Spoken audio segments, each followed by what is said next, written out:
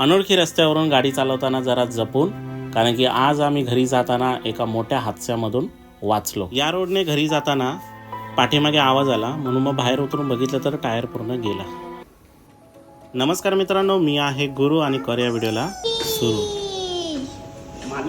कामगार जादा. आज चिंटीला टाटा करून आम्ही निघालो ठाण्यावरून डायरेक्ट घाटकोपरला. इथे पोचल्यानंतर आपल्याला हॉल भेटणार होता 5 वाजता. मग तोपर्यंत मग त्यांना रिक्वेस्ट करून आपण गाडी आतमध्ये लावली आणि वरती आलो हॉलमध्ये आणि आपण बलूनचं डेकोरेशनचं काम सुरू केलं.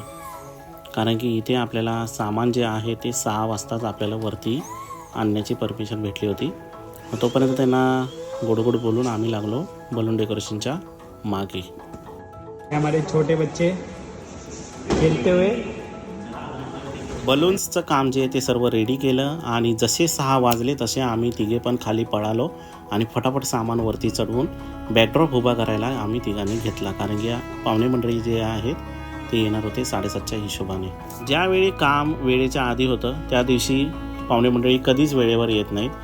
बघेल तेव्हा 8-8:30ला येतात आणि आज आपल्याला हॉल एकदम कट टू कट टाईममध्ये भेटला आहे, तर पाहुणे मंडळी पण एकदम कट टू कट टाईमात आलेले आहेत.